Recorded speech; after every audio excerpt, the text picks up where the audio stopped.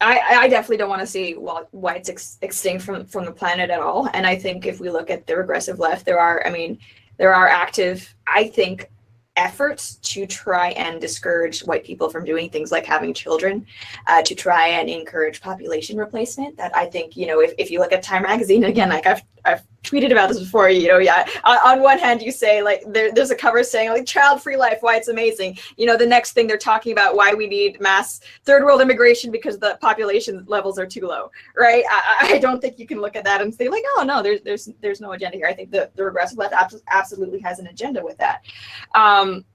Where I wish that things were different though, I mean, because like right now Western values, they're so inherently tied to white people, and it's very true as someone who loves Western values and embraces them. I wish that more other cultures would as well, but for the moment that's not happening. And I think that is a fault that the West, we're so, I don't want to use the word cucked because I think that's overused that it's lost its meaning.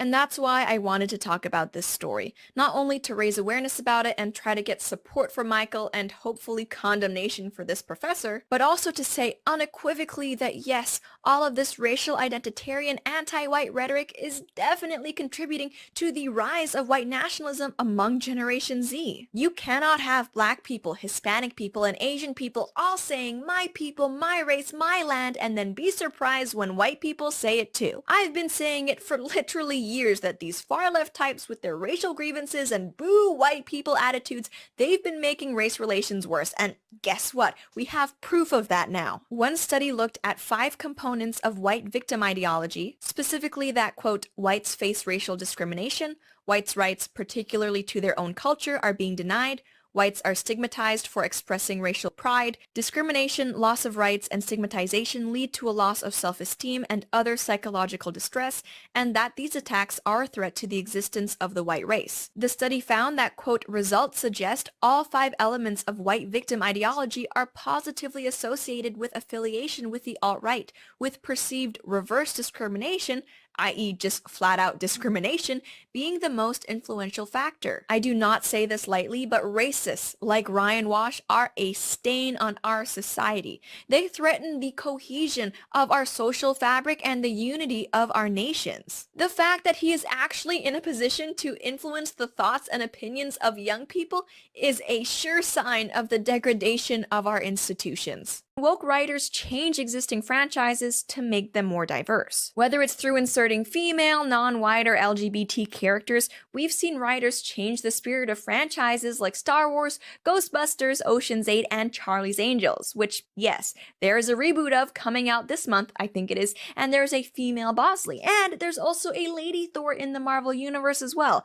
I think Natalie Portman is playing her. Regardless of ideology, as writers, how can these people not see that that's just lazy and disrespectful to the original works? You can't blame fans for not being happy when you change key components of the movies or series they liked. That's not being anti-diversity, that's just hey, this isn't the same thing that I like that you're trying to sell me. Why not create new characters, tell new stories if you're so desperate for on-screen representation? They start to address the fact that, people like Black Lives Matter are so racially, so racially motivated, right? For me as an egalitarian, I'm not going to say, no white identity politics for you, but for the Black Lives Matter people, it's okay, right? That's a double standard.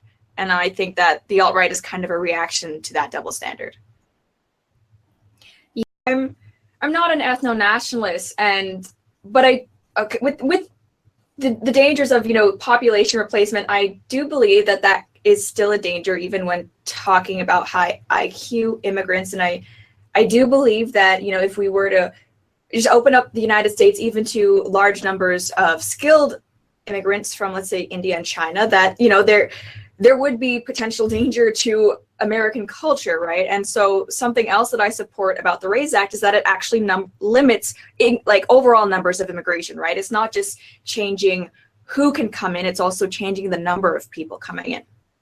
Now, I think that's important, not from a racial perspective personally, but from a cultural perspective, right? I'm fine with Indian immigrants coming over here, but the fact of the matter is, if you let in large numbers of any demographic group, they're way less likely to assimilate.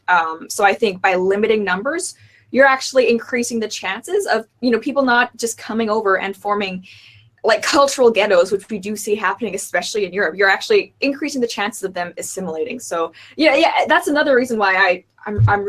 Which party is out there trying to push Jew extermination on their platform? This whole idea of different races and cultures living together side by side, it's not really been tried before. It really hasn't. If your first response to someone actually suggesting that we round up all the white people and banish them off into space is, but wouldn't the white people just colonize other planets? You might be an asshole. That's all I'll say. And when Michael finally does bring up the fact that, hey guys, isn't this just a little bit super duper racist?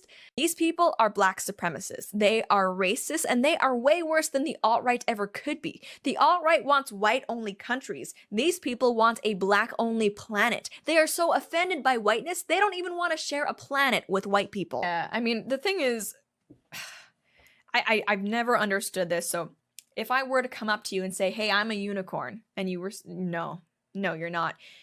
You're not denying my humanity, right? You're denying with how I self-identify, which is not the same thing as denying someone's humanity. And one of the first videos I ever made on YouTube was about the whole trans issue.